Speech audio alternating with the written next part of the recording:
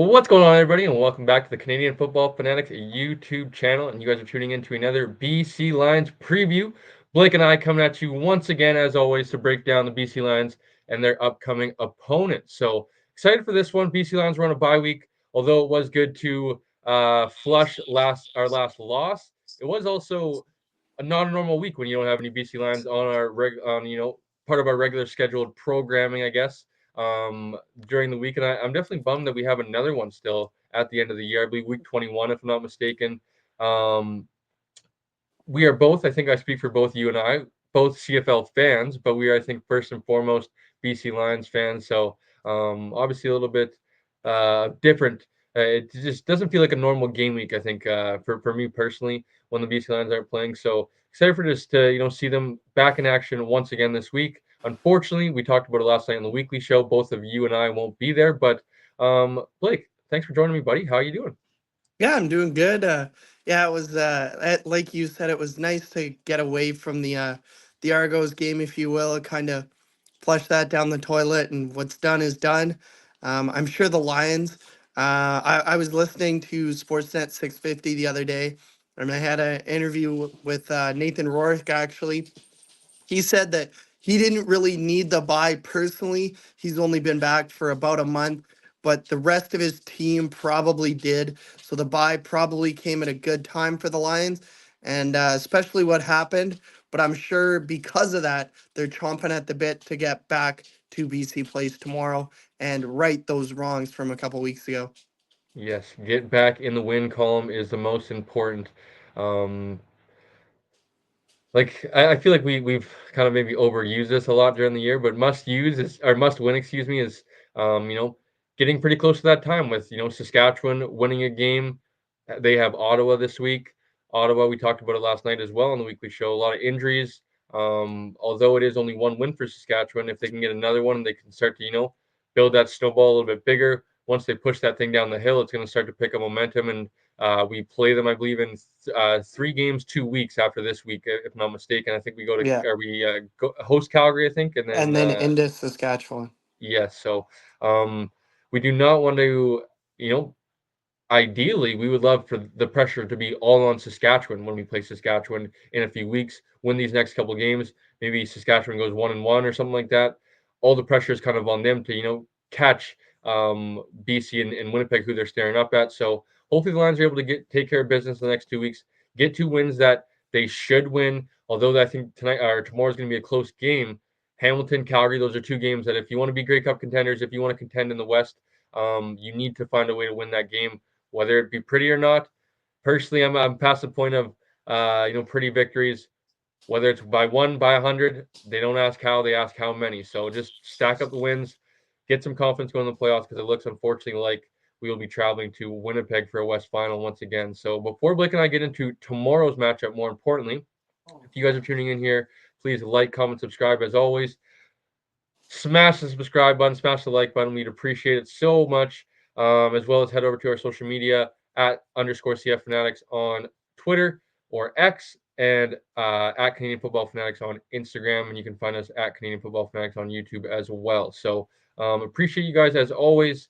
Um, I know I kind of went off last night at the end of the show. Hopefully, maybe I'll start it with this show of how appreciative I am for you number one and all of our listeners giving me a chance to distract myself. And I say that in the best in the most best distraction ever of just being able to take my mind off things. Obviously, I learned about the young kid passing away on my site here. It was just tragic at 17 years old that hadn't even really lived yet, man. So like I said last night, tell your loved ones you love them, and all that good stuff. To not get too sappy and sentimental, but I appreciate you guys so much. Blake and I couldn't do this without you guys tuning in and supporting us on a weekly basis. So, Blake, let's talk some football, buddy. More importantly, BC Lions football. It's been a while. Got the week off last week, which was nice to do. No post game, no previews. With all the other content that we're putting on a weekly basis, it was kind of nice to catch our breath, enjoy what we're doing outside of football.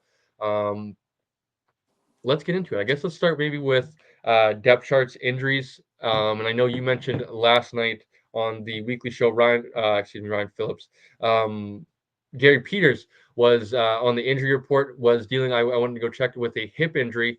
I believe he's going to be ready to go, but it is not Yeah. the best sign. Seeing a veteran now. I think he dealt with an ankle injury early in the season. Now this is a little bit of a hip. Hoping it's more so precautionary that a guy like Gary Peters can go through a practice or two at a limited capacity because he knows the scheme. He knows the playbook very well. He knows the guys that are around him. So um, hoping that was more so of precautionary and not kind of an injury that they're having to deal with and having to manage that throughout games because we're dealing with an injury on the other corner position, Deontay Evans. I don't remember what specifically the injury he sustained, but I know he's out this game. And actually, former BC Lion came back in, I believe, was it late August maybe, or maybe even early August, if I'm not mistaken. Had obviously left in free agency, went to Saskatchewan, had an injury, wasn't able to make the team. I believe got cut due to not being able to pass his physical. And Jalen Edwards Cooper signed back with the BC Lions, I think in August there, if I'm not mistaken. Um, was on the practice roster for the last, I want to say maybe month or so, 6 weeks, and has been elevated to the active roster for this week. I was interested to see, I know we talked about last night, maybe Jordan Perryman getting back into the lineup, but it was Jalen Edwards Cooper that they're going to go with. What are your thoughts on that, Blake, and just, shuffling some things around the secondary? Shanti Evans, I thought, had been having a pretty good season up to this point. Yeah, that was a little bit surprising for me. I'm not necessarily surprised that JEC came back into the lineup. He was really good for the Lions when he was with them last year. He was a highly coveted free agent when he signed in Saskatchewan before, unfortunately, it came out that the shoulder injury that he had at the end of last year hadn't really healed. He didn't pass his physical, so the Riders were kind of forced to cut him.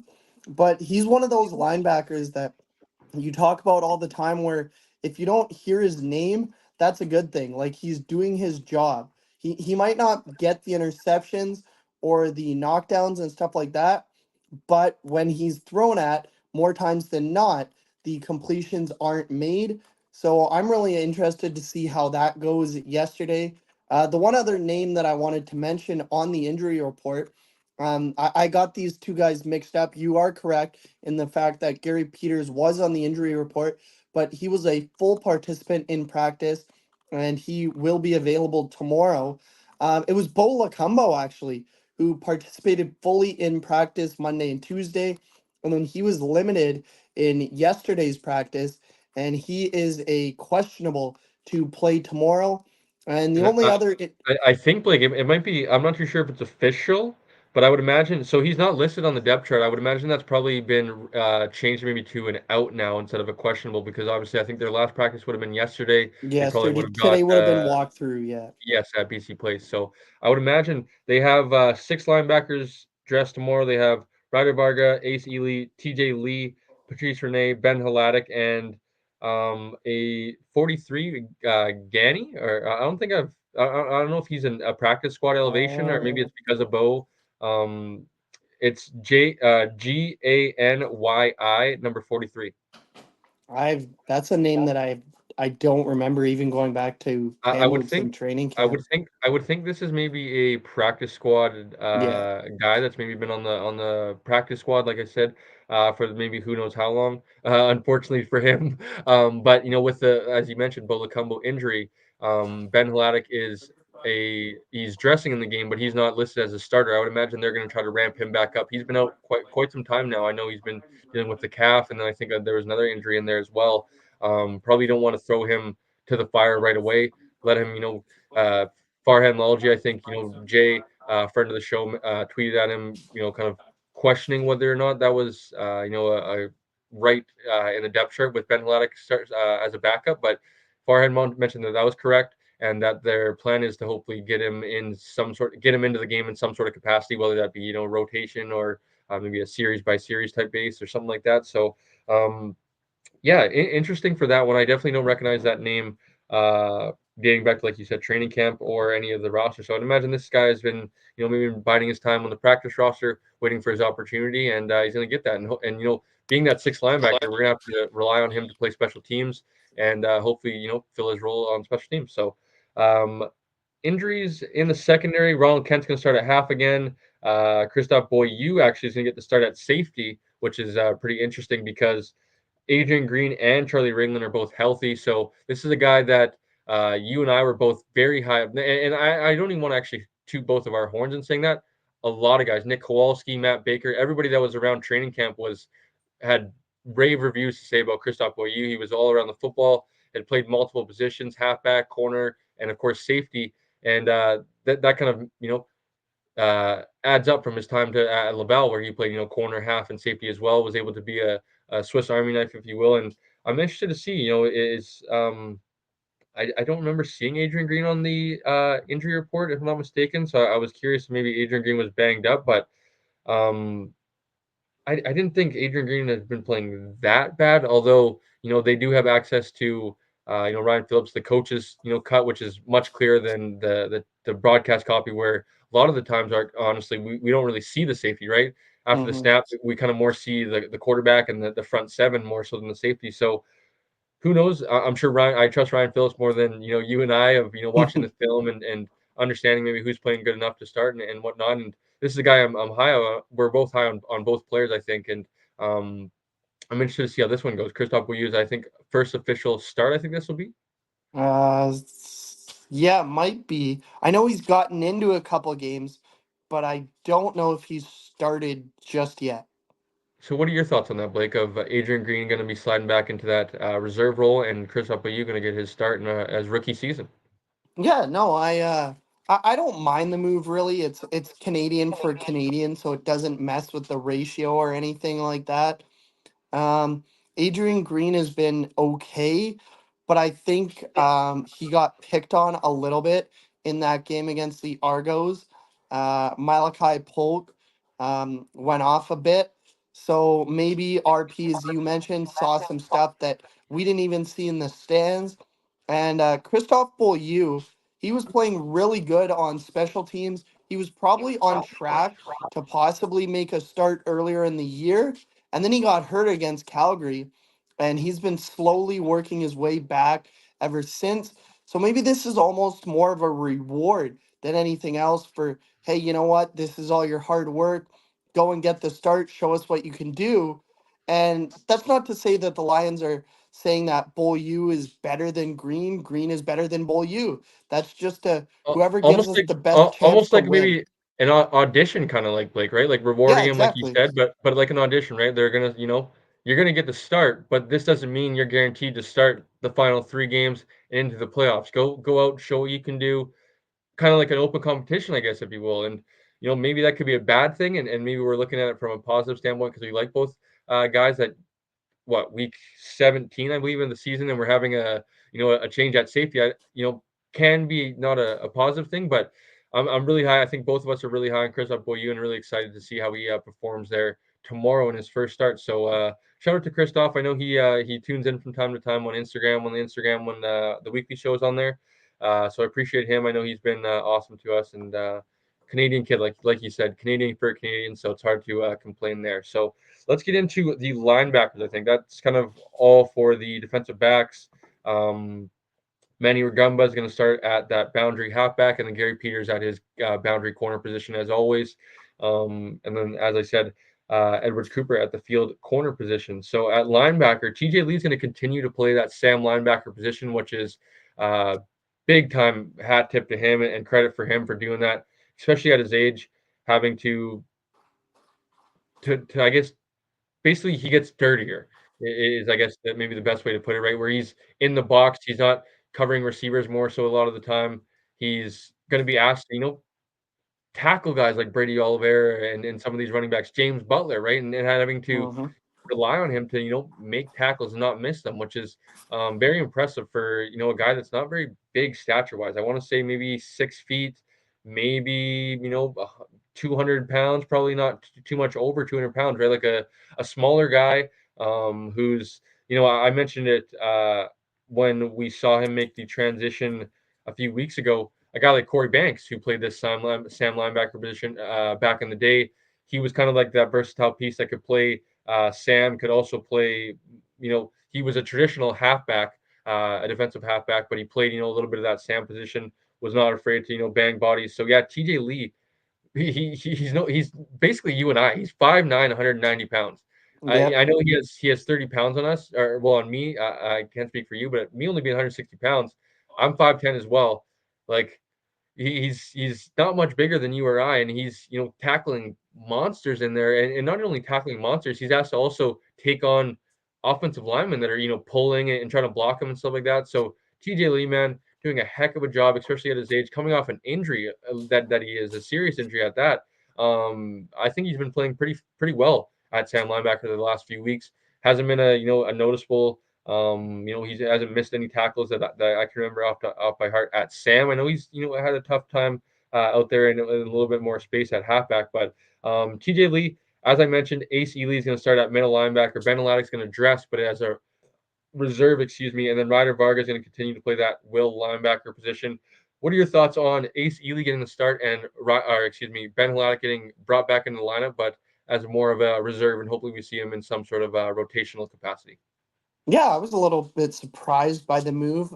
It's honestly something I did peek at the depth chart earlier today when it was released. I hadn't looked at it with fine tooth and comb just yet, though. So it's something that I hadn't even noticed yet.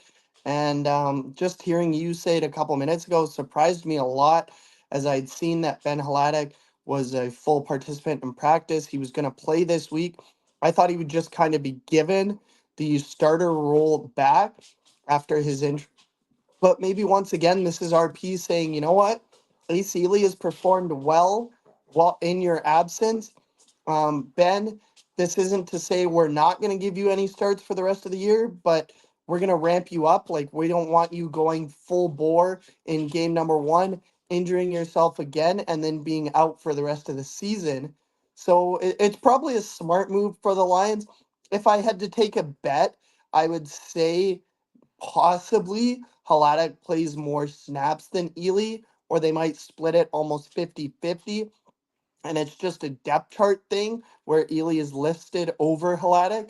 But that's something that we will have to keep an eye on tomorrow. But to answer your question, yeah, it did surprise me a little bit that Ben Haladic was listed as a backup. Yeah, I think it's going to be interesting to see just what the rotation looks like, right? Whether it's, true 50-50, like I said before, a series by series base, which I don't like in football. I think it's very tough to do any sort of maybe the defensive line because those guys are having to it's such a physical position at the defensive line.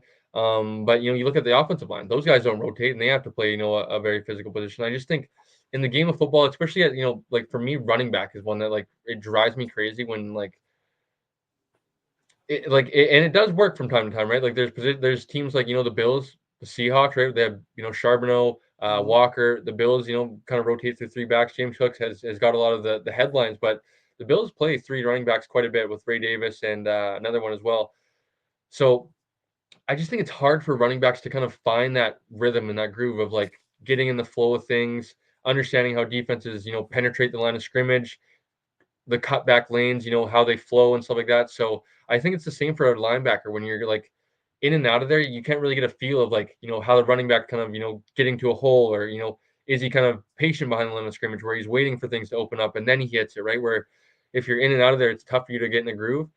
Maybe they go like Ely gets the first half, or maybe he gets the first quarter, Ben Haladic gets the second. I'm really interested to see, what Farhan means by we will see Ben Haladic on the field. It's just in what kind of role is that going to be? And I would imagine he's going to be our starting middle linebacker down the stretch here. So they're going to want him to, not get hurt, but also want to get some pretty good looks to where he feels comfortable to start, maybe next week or something like that. So I was interested to see that, and I'm interested to see how this turns out in game. So let's get to the defensive line last, Blake, before we get to the offense.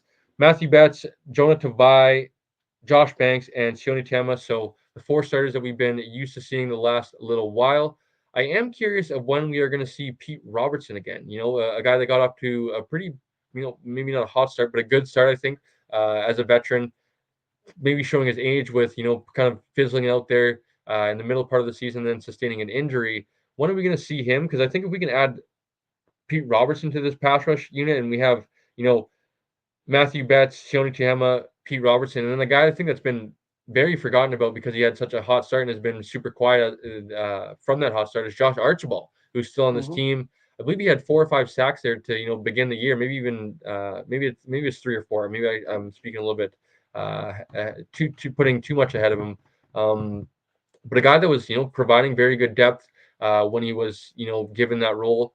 Maybe we saw him slow down because he was asked to play a bigger role, get more snaps and stuff like that. So when he's thrust back in or pushed back into that rotation role, maybe he's able to have a bigger impact on the game again. So those guys will be rushing the passer on the end, and then like I said, Jonah Tavai, Josh Banks in the middle starting. And then behind them, I love the depth with Christian Covington and Thibaut Tobias. Christian Covington is I know he's listed as backup, folks. He is not a backup.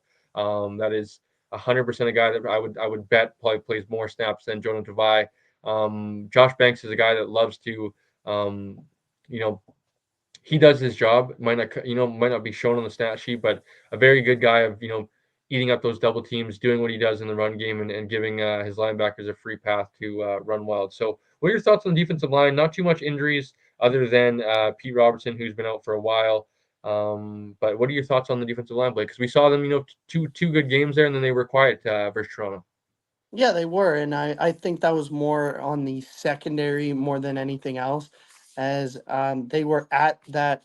They did have were able to get pressure on Chad Kelly, and then when they were able to do so, Kelly was able to escape and run. So that's why the Lions sacks were down. I believe they had two in that game. But I'm really excited with the defensive line, the way they've been playing lately. I think that, like you said, Jonah Tavai is not going to play more snaps than Christian Covington. But from what it looks like, that seemed to work for Christian Covington because in his last 3, 4 games, I believe he's averaged almost a sack a game or something like that. In those games, he's had at least 3 sacks that I know of. He's up to now, I believe, second in the CFL with 5 or 6 sacks. So whatever's been he's been doing has been working.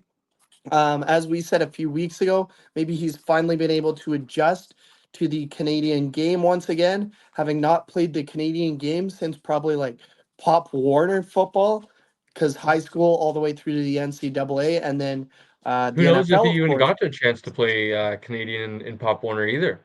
Yeah, he might. This might be the first time he's playing Canadian rules in his entire life. So that was gonna take some time to adjust to, but it looks like he has finally adjusted to that, and he has become the signing that the Lions thought they were gonna get late in training camp. Matthew Betts, he's been good since he returned. I do think, however, there is another level to Matthew Betts. He broke the Canadian record last year, and you're like, man, Blake, he has 3 sacks in 3 games. Like, what do you mean there's another level? There's But another level. that's exactly what I mean. Like, there is another level to Matthew Betts, and if they can get Matthew Betts, Christian Covington, and Pete Robertson on the same defensive line, I would be scared to be not only the other team's offensive line, but their quarterbacks. Like that is 3 pass rushers that I do not want to go up against. Yeah, please, football gods, bless us with Matthew Betts returning to that. I think he's at a very good level right now, but he was an elite pass rusher last year, Hmm. and I think there's that guy is still there. And I think he's going to return to that form next year. Now, unfortunately, the Lions do not have him to next year, so there's still a lot of unknowns with possibly signing him. I would think that he made it clear that this is kind of like home. He came back after the NFL, like he had every opportunity to go to Montreal. Those are kind of the two teams that have been mentioned of Montreal going back home is actual home, and BC, which is now hopefully his new home. And I would love for him to be a long time BC Lion, because I think he is going to be a very very good player for a long time in this league. And I agree with you, Blake. I think there's 100% another level for him there. And it sounds crazy because he has 3 sacks, a couple TFLs, but the guy is incredible, and I think hopefully, man, thinking about the rest of the West, 3 statue quarterbacks in Zach Collaros, Hmm. MVP, Trevor Harris, Matthew Betts, and that D line if they can get going in any sort of don't want to put the carriage ahead of the horse here, but I'm gonna say the Lions are gonna get in the playoffs, Blake. We're gonna speak it into existence. Hopefully, I'm not gonna jinx it, but the Lions get in the playoffs, and I think that pass rush can, be a factor. They're going to be able to eat against three quarterbacks that really don't move. Jake Mayer, if they, God forbid, get in the playoffs, they're this four guys that cannot move, and Matthew Betts and that rest of the crew are going to hunt them down, I think, and it would be a big time factor for them. Now, they kind of do have to, play a good game. There is good offensive lines in the Western Division, so it's not going to be easy by any means. But I think if they can, find their stride here with 4 games remaining, it's crazy. What if Matthew Betts leads the league in sacks in half a season or In something? 7 games or whatever it is. Insane, man. It would at that point. It would be it would be must you would that would have to be number one priority in free agency, in my opinion. Yeah, It no, absolutely. it would have to be You're pick like your quarter. Amar would have to be like, "What's the number?" and I will sign on the dotted line. Well, it would be pick your quarterback, deal with that situation, Matthew Betts, and figure out everything after that because you'd have to, you'd be you'd have two cornerstone players. If it is VA, it's going to be American Canadian. If it's Nathan, you're going to have two cornerstone Canadian players at two good, pretty good luxury positions. So it's going to be interesting to see. And like I said, if he leads the league in sacks in 7 games or whatever it is, it's going to be outstanding to have Matthew Betts on this team, hopefully long term. So let's flip over to the offense, Blake. Not too much change. Alex Hollins obviously left with a shoulder injury, which appeared to be serious. It was kind of rumored after the game there against Toronto that it wasn't looking good. After the bye, it seems like Alex Hollins could return here. Maybe a week or two before playoffs or in playoffs. So sounds like Alex Hollins isn't lost for the year with that shoulder injury. Stanley Berryhill is going to step into the lineup at that boundary receiver position and fill in his spot there. Other than that, Blake, what are your thoughts on the receiving core? Justin McInnis, we talked about it last night. You guys were, if there's, I think we all agree it should be a defensive award this year in MOP. But if there is a Canadian, or excuse me, if there's an offensive player, I said Brady Oliveira. I don't necessarily disagree that Justin McInnis is in that conversation. But what are your thoughts on the rest of the receiving core and Justin McInnis's, season so far? Yeah, I'm really excited for the rest of that receiving core. I think if he wasn't already, which it seems like he has been all season, but Justin is the clear cut number one after Alex Holland's injuries. And Aiden Eberhart lately has shown some flashes. He had touchdowns in back-to-back games in Touchdown Pacific and in Montreal. He's been consistent all year. Yeah, like he's caught the ball when it's been thrown to him. Whenever it's That was thrown to him, yeah. that was just the problem at the earlier in the season is that there's so many weapons that they could only throw him the ball like once or twice. Stanley Berryhill, when he's made it into the lineup, has been decent. I don't think he's been terrible, but he hasn't been great either. And Javon Catoy, he's having very quietly, I might add, Cole, has been having another great season. You might be able to pull up the stats. I don't have them in front of me, but I believe he might be on pace for another 700 or 800 yard season. And from the position that he plays, that is just amazing. So I'm not too worried. Berryhill, I think, will fill in for Hollins quite nicely. And it's more so about the offensive line and how much time they're giving to Nathan to start. And as we saw against Toronto, if it doesn't go well, possibly VA.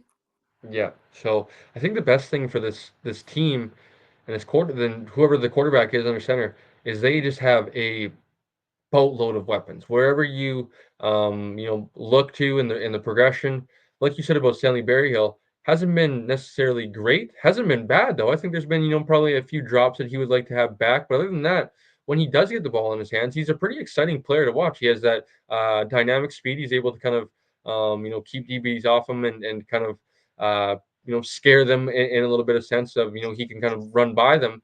He also has a little bit of that like punt returner like kind of agility to him and moves to him when he's in the open field. So like Stanley Berryhill, I think he'll kind of be like Aiden Eberhart where he just won't have the you know targets and receptions to do anything usually meaningful on a lot of weeks or more maybe on a more consistent base. You're going to see him from time to time make a good play or a big play, but it's just a matter of getting him more opportunities, I guess. And I agree with you of Aiden Eberhardt. I think he needs to kind of get a little bit higher in the progressions and maybe in, Jordan Maximic, maybe dialing up I know it kind of depends on the defense, but a play or two for him, right? Where maybe this is in Jordan Maximic's mind, what the offense is kind of looking towards Aiden Eberhardt. Now that can obviously change whether the defense is playing man, zone, whatever it may be. Maybe it's just Nathan and what he feels matchup wise. But maybe it's just that you dial up a couple plays that there is that opportunity of the ball might go in his direction and give him more chances. I think there's still we're still going to see Hatch kind of uh, maybe not get back to what Hatch was, but a better I think not even better showing, but just he hasn't really been I feel like targeted much either. Like he's kind of I feel like with Justin McInnis being the bona fide number one receiver, he just really hasn't got much work. Whereas last year he was probably the most targeted receiver for VA. Hmm. So little bit of a new kind of role for him, and it seems like he's handled it pretty well. But um, I think we're going to need Hatcher down the stretch here to be, that legit number two receiver without Alex Holland as well. Going into the playoffs, they're going to, need a guy to, take pressure off Keelan Hatcher, Justin McInnis, and to be there on pivotal downs. So, really excited for this receiving core, and hopefully they're able to help out their quarterback. So let's talk about the offensive line before we finish off the quarterback. They're always getting their headlines, Blake. We're ending with the quarterback because we always usually start with them. But the offensive line, Tyler Packer is going to start slot back into the starting lineup. He had missed the last 2 weeks, if I'm not mistaken. I think um, with a head injury. I forget. Was it Woodruff or yeah, Woodruff? I think right. It had been Brandon Woodruff, yeah. yeah, had been starting at left guard for Tyler Packer in his in his absence, and is going to slot back in the lineup after missing 2 weeks. What I would imagine it said head. I'm thinking that's a concussion. So getting back in the lineup, Chris Slugger going to once again start at left tackle. I know we had some questions of whether he or not he had some experience at the tackle position. I know you had gotten to the bottom of that, and he actually was had some tackle experience in his time at Montreal. Had actually played predominantly offensive tackle there in Montreal. Came over to BC and just had to kind of fit in where he get in where you fit in kind of thing. Um, so kind of early on was more playing that guard position. Now with Terrell Broxton being injured, kick back out to the outside playing that left tackle position now. Won't be. I'll be honest, Blake. There was a few times I didn't watch him, too much. There was a few times he got beat very, very badly against Toronto. I'm hoping that is kind of a little bit of rust. He hasn't played the position in basically a full season, and had basically kind of transitioned to playing guard for the BC Lions. So I'm hoping that was more so of shaking the rust off. Hopefully this game is much better, as well as Toronto has some pretty good pass rushers on their squad. So I'm hoping we can see a little bit better from Chris Slugger. But what are your thoughts on the offensive line other than that? Because it's Kent Perkins, Suk Chung, and Michael Couture as always. Yeah, no, I think plain and simply, like the offensive line has to be better. Giving up 7 sacks in a game is simply not good enough. And it wasn't even 7 sacks in the entire game. They gave up It's like seven three in quarters. 3 quarters, in three full quarters. So the offensive line has to be better. All five of the offensive linemen will tell you that. Um, However, I'm not. I don't think that's going to happen again. I know Hamilton's D line is up there with sacks in the league, but I just think the Lions know that they have to be better, and they've had one full week to stew on that performance, and then 1 week of practice. So I think they're going to be better. Schlugger, I think, will definitely be better. He's had now 2 full weeks to prepare for this Hamilton team. And I think that the Lions are going to have a really big offensive game. The only thing that's going to determine this game is whether the defense can keep Bo Levi Mitchell in check enough. I don't think he's proven all year that you're not really going to keep him in check for the entire game. But if you can keep him in check and I hate to use this word, but we've mentioned it a few times this season. Outscore your problems. That's more of a hockey term. But if you can outscore your problems, you're going to win the game because the fact of the matter is that to win the game, all you have to do is score more points than the other team. It doesn't matter if it's 41-40 or if it's 9-6. That's how you win games. You just got to score more than the other team. Yeah, no, that's how it works. We got to tell the BC Lions that. We got to 7 times they haven't outscored the other team, man. What the hell? All jokes aside, I agree with you, buddy. I think this needs to be a group that plays a lot better, number one, and needs to be pissed off. Like, you guys didn't play well. And I think people are going to call both you and I homers because we're obviously BC Lions fans, but this is a good football team. This is a That's good just football team. it. This is a good football team. It's so weird because you can argue that, and I know the record is what the record is, but you can argue that the Argos are a 500 team. They were 5-4 with Cameron Dukes and Nick Arbuckle, for that Yeah, matter, as their quarterback. They've been 2-3 since Mister Number 12 came back. Like, they're a 500 team. The Lions started this year 5-1. Like, they're a good team, and then they've now lost 6 of their last 8. So, like I said, your record is what your record is. We said that all year about the Elks when they started 0-7, close to only my dad, and he's in the background here. He's probably gonna laugh, but he said that close only counts in horseshoes and hand grenades, and it's true. However, the Elks were a better team than their record at 0-7. They've proved that lately. The Lions are a better team than a 7-7 team. Plain and simply. I agree, buddy, so much. And I know people are going to call us a homer, but I fully believe this team is going to be in the West Final, whether that's in Winnipeg, God forbid it's in BC Place. Um, I think this is a good football team, and I would hate for it to, be ruined by. This is probably my biggest concern, more than if VA gets back in, if Nathan gets back in, not the quarterback and the quarterback being able to do enough, is the offensive line and them letting down number one, the quarterback, whoever it may be, and number two, arguably one of the best players. I can't believe actually we've forgotten about him. William Stanback should be in the MLP conversation. I don't He know what should the fuck be. I'm thinking. I agree. I don't know what I'm thinking, but they need to number one protect whoever's at quarterback and open up run lanes for William Stanback. This is a good football. This is a good enough football team to win a Grey Cup. Like, it's just plain and simple. Absolutely. And 100%. number two, everybody even out. Basically, I would even kind of include Montreal in this group the last few weeks. But who the hell knows who's playing good football in the entire rest of CFL Nobody. That's just outside of it. Montreal? It's been like that all year. Toronto, Ottawa. Who's really the second team kind of in the Eastern Division outside of Montreal? Who the heck knows? I Hamilton's would even argue kind of it's making a Hamilton right now. yeah, Hamilton's making a bid for that. The West is incredible. I've never in a year. You have much more experience watching the CFL than me, but I haven't seen it. I don't remember a year like this where who knows who could. It's more Yeah, it's more likely than not Winnipeg's going to win first. But like, if it kept going the way the season's going, what if like Edmonton won first or something like that? yeah, Like we don't know, and we've said it on the weekly show. You have to tune into every game throughout the rest of the season because who knows who's going to win and who's going to move up the standings,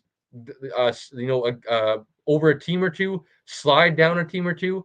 You could be in second place one week, in fourth place the next week. So it's like this BC Lions team has a chance to win the Grey Cup, man, and that's like I really am. This is probably my biggest concern because it would have been maybe the defense, but with Matthew Betts and some of those guys coming, I think that's going to help them. Now I think it's the offensive line and them just not doing enough to propel this team to a championship season, which they should. So Blake, I know you got to go here shortly, buddy. So let's get into it with the quarterbacks and the running backs, the most important players I would argue on this football team throughout the season. So Nathan Rourke is going to get the start. We will talk about the quarterbacks last. Let's talk about William Stanback, who William There's one Stanback. thing I want to mention before we actually get to William Stanback Yep. is that, and I didn't even know this, but I guess this happened before the Toronto game that David Mackey was placed on the 6th game. So he I is, didn't know that. Yeah, I just saw that yesterday, in fact, after we finished recording, so I couldn't mention it during the weekly show. But our friend Roar Report had tweeted out that if Mackey was not pulled off the sixth game, so he was placed on the sixth game, But you and don't he have to was stay on it the entire time, right? no, no, no, you don't. Okay. But he was not pulled off for this week. So William Stanback's running, or sorry, his backup will be Jordan Tyrell and likely to run VA. We didn't see that a lot in the Toronto game for the simple fact that the Lions just didn't get into short yardage enough. But I would assume that more than likely VA will run the short yardage again this week. I did not see that, and it's crazy because people are probably going to be like, "Bro, you're missing a fullback. Relax." David Mackey is a 4FA special teamer. He plays kickoff, kick return, and punt. He is a very, very, very big part of our special teams. And number two, he has became the best short yardage quarterback in the CFL. Like, is it? Twice he's broken like 25-yard runs for touchdowns. I don't think that's a hot take to say. Like, there's obviously there's good short yardage quarterbacks. Tommy Stevens, Chris Strebler, He's out. Dustin Crum. Like, there's a few good short yardage quarterbacks around the CFL. I'm not trying to say that, but David Mackey has broken off. Like, I know Tommy Stevens just broke off the 60-yarder too, which is kind of not kind of very impressive. But David Mackey is like he has become arguably like one of the most like biggest weapons in that short yardage situation when it's like basically his percentages were pretty good outside of the one. I think he had a fumble earlier in the Hmm. year that if I remember correctly. Um, I would think his hit rate is like very good. Like has he got stopped on any?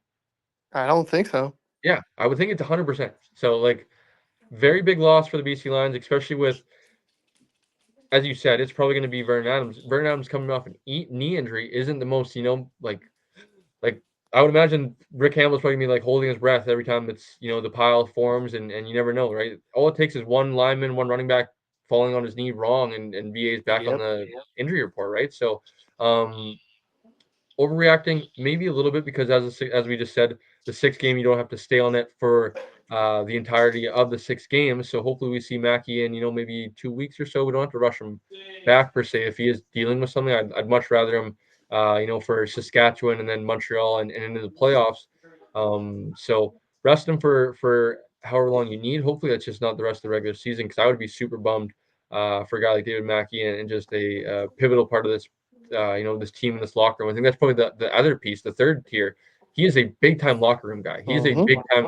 It's probably overlooked a lot of these glue guys, the locker room guys. I kind of look at myself of kind of like that. When I played junior football, more specifically, of being those guys, and like those are guys that are pivotal to locker rooms, and especially good championship locker rooms as well. So huge loss. I know you mentioned Jordan Tyrell, which I was going to mention as well, was on the depth chart. Good by you. William Stanback, man, I owe this guy an apology. 32 yards. I owe this guy an apology because I went out to bat. And I still kind of agree. Like Brady Oliveira's 14 all-purpose yards. If he is on pace with what he's done all year, he's gonna have 100 yards in the remaining 4 games. He's gonna have 18 all-purpose yards. It's just kind of I like it's hard to argue against. He actually has 2 touchdowns on the year, just so you guys know. I don't know if CFL I think he rushed for one and I don't know caught if one CFL last because week. CFL website has also been notorious for not being as the most accurate from Correct. time to time. So I could be off there. But Brady Oliveira's 1,000 yards, or he has 1,025 Rushing yards, yards. rushing yards, and he has 375 receiving yards. So that's 1,400 yards all purpose. Yep. The touchdowns isn't great. I agree. That is a tough one to sell for your most outstanding player. But if he has 1,800 all-purpose yards, he had 2,000 last year, and he should have got it last year. So it's like, in my opinion, it's like, Yeah. bro, give the guy a bone. That being said, William Stanback for sure should be one. Brady Oliveira should be two. If there was a running back conversation, like I said, that would probably more so be like Tyrese Beverett, Roland Milligan, Justin McInnis. You could maybe argue. I know you guys did the kickers. I would probably put Brady Oliveira and William Stanback at maybe like that number, 3 favorite, maybe number 4 favorite, like in that range of number 3 to 5 favorite. Those defensive guys being, number 1 and 2, rightfully so. So let me quickly check William Stanback. 959. Yeah, so William Stanback, basically the same. Um, he has though 5 touchdowns on the year. So he William Sandback has 360 all-purpose yards. He has the 5 touchdowns. I still think personally what William Sandback's done all year long when Brady Oliveira had a slow start, I'm going to give the edge over to William Stanback still, and I say that William Stanback should be that kind of guy in that conversation because he's been very pivotal to the Lions all year. Blake, like I said, for superstitions purposes, go back to William Stanback and the 3 keys to success. Who the hell do I, or what the hell do I know? Because I'm a dummy. Um, we need William Stanback to be who William Stanback's been all year once again, and I'm hoping to see him get back to that tomorrow. So, what are your thoughts on the quarterback position? Nathan Rourke had been named the starter once again. I know you and I kind of agree that not too much pushback on that. Maybe I think after another bad performance from Nathan Rourke, I wouldn't have any problem going back to VA. I think it would be at kind of a dire situation of, I'm arguably one of the biggest, Rourke fans there is and supporters there is. This is no time to fumble games, lose games. If you have to go to VA, who VA didn't look much better, right? And I know he's coming off injury, but we did see what he looked like in that midseason. So if he's able to, get back to that form, it would be shitty for him kind of having to be thrown to the fire as well of, the pressure of having to win games and not make mistakes and stuff like that. If it would be a lot, I would imagine. So, what are your thoughts finally on the quarterback position? Hopefully, we see a good performance from whoever it may be. Yeah, no, I expect Nathan to bounce back for the simple fact that we already said the O line, they almost have to be better. Like, I don't think they could get any worse from that Toronto game. So I think they have to be better. And I think that, however, if Nathan doesn't perform in the first half, maybe the Lions are down 10 points at halftime, gosh forbid, then I don't think, much like he did against Toronto, I don't think Rick Campbell will hesitate to go to VA. So I think Nathan has to perform right away. I think he has to, as you mentioned, establish the run with William Stanback. He's got to throw the ball to Justin McInnis. And then if you're able to establish the run with William Stanback, that also opens up play action. And that allows guys to, like we mentioned earlier, in Stanley Berry-Hill, Aiden Eberhardt, to get behind those DBs and those long shot plays that the Lions love to take. They took a lot of them against the Argos. I would argue more of those drops were on the receivers than they were throws that Nathan made. However, the plays still need to be made. And if you open up play action, that makes it a lot easier as the linebackers maybe start creeping in a bit, and then you can throw it over their heads for those shot plays. Mute. My man. Lastly, so we can get you out of here on time, we're gonna save this conversation for a off-season show for sure.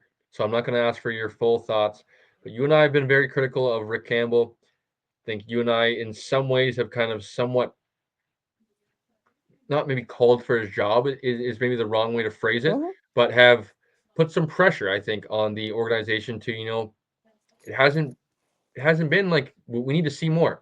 So what I'm going to say for you is we will save, kind of the Rick Campbell discussion of a bigger picture for the offseason.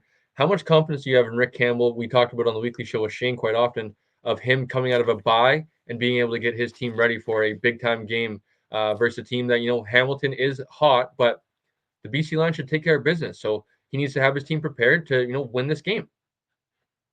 Yeah, I'm not super confident, as I believe it was before the Winnipeg game.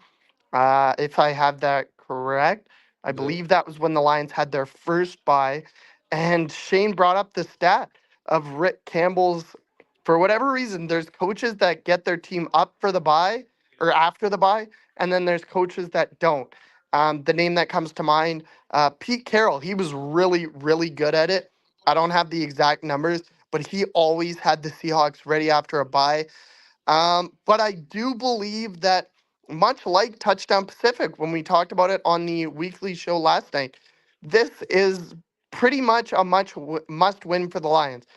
If you win, it doesn't matter what the Riders do on Saturday against the Red Blacks. No matter what, you will at very least be tied with or in second all by yourself. You could, depending on the results of that early game, be tied for first after this week. So I think the Lions, whether it's due to Rick Campbell, whether it's due to their own intensity, I think they will be ready for tomorrow's game. And I know I wasn't super confident on the weekly show last night, but I do believe the Lions will get a victory tomorrow night. Yep, they need to play like the more desperate team, Blake, and they must do it, or else your season is gonna start slipping away, man. And you know, getting in the playoffs, yeah, is it good to win another West semifinal? Absolutely. I think I speak for you and I speak for everybody in that organization. They want to win a championship. They want to put Mm-hmm. rings on their fingers. We do Mm-hmm. not care, unfortunately, about winning West semifinals anymore. That's just Nope. that's that's the team that you've built over the last few years. We have won West semifinals. There is no. I'm sure we're going to be both happy about it. I'm hoping we're both going to be in the building for it. I am not going to care because it is going to be all about next week going to Winnipeg and beating Yep. Winnipeg. Yep. Go take care of business. Go.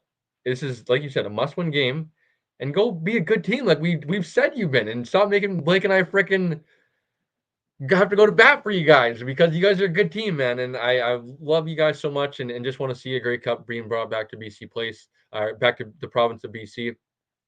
I want this Grey Cup to be one big celebration, for Amar and what he's done for this organization, and revitalize kind of the community and the surrounding areas, even the province as a whole.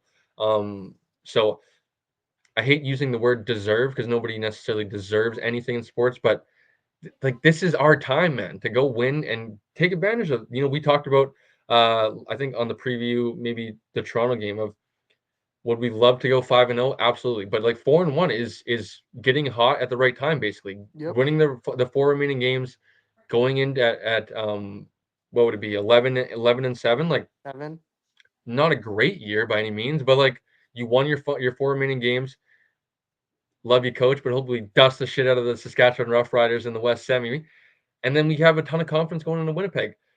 Maybe it's Edmonton, but go be the team that you guys know that you can be, and go perform like you guys have for majority of the year. So, looking forward to this one, Blake. Looking forward to watching BC Lions football back on my TV. Long weekend as well. So interested or very excited to enjoy football all weekend long, buddy. So I will let you go out or get out of here. I know you're a busy man.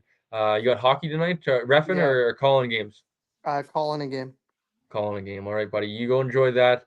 Blake and I will be back for post game show tomorrow. I guess we can actually do this right now. It's actually not live It's a technically, late um, but start, so 7:30. So should we yeah. do it So maybe Saturday morning, or do you want to do a well, late night I'm show? working. Yeah, I'm working Saturday, so we can do tomorrow, but we wouldn't be able to start it till like 10:30 or whatever. Which is fun. We actually had a few viewers in the late night show Toronto. Where did you I join, or popped I in. think Yeah. yeah. So we can do Toronto. We can do a late night show.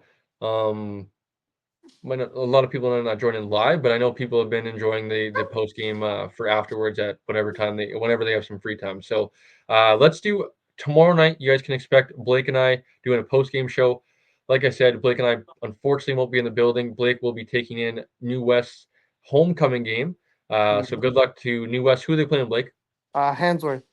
Handsworth. Okay, nice, nice. My actually shout out to the old man. That's my old man's alum, or alma mater, excuse me. But never really liked Handsworth playing BC high school football. So I guess I will put my New West fandom on for the day for you, buddy. And hope you guys enjoy. Number one, hope you guys get a victory. And I know I will be enjoying some Canada West tomorrow before the BC Lions game, and then the BC Lions game. I'm actually really hoping I get the day off tomorrow. I know my boss is only coming in till 9, and there's been some, like I said to you, working out of town, and that the accident at the other side, I don't want to go there. So if I'm getting pawned off there, I'm going to be like, I'll take the 4-day weekend and hope I can enjoy myself. But maybe that's just wishful thinking on my part. But as always, buddy, appreciate you for joining me, talking a little BC Lions. Appreciate you guys watching and appreciate you guys for supporting. Like, comment, smash the subscribe button. As always, please subscribe. It would be greatly appreciated. It helps Blake and I the most. Yes, we appreciate the Twitter followers, the Instagram followers, but YouTube is kind of what we're trying to grow and what we're trying to um, build into a bigger, brand and platform and maybe a network one day of, hopefully being able to, add to our, or, guys that contribute to, having Coach on, having Shane on, Mhm. kind of like Shane does with us. And, maybe one day we can kind of have a whole big takeover from, 13 slash CFF of, adding, guys that maybe want to do a show next year or something like that during the year, and just personality. So hoping to build this into one big thing, and we couldn't do that without you guys. So subscribe would be super, super duper appreciated. When you guys subscribe, press the notification bell, and you guys will get notified every time Blake and I upload a video like this, the post game show, or we go live on the weekly show or the BC Lions post game show, or I upload Canada West Football Show, any sort of content like that. BC Lions, start bench cut. There's some few other stuff coming out from Touchdown Pacific eventually, maybe off season stuff. Area 51 partnership videos. So subscribe, press the notification bell. You guys will not be disappointed. Blake, any final thoughts before we get out of here? No, I think we covered almost everything. All right, buddy. Well said, and we'll see you guys tomorrow night.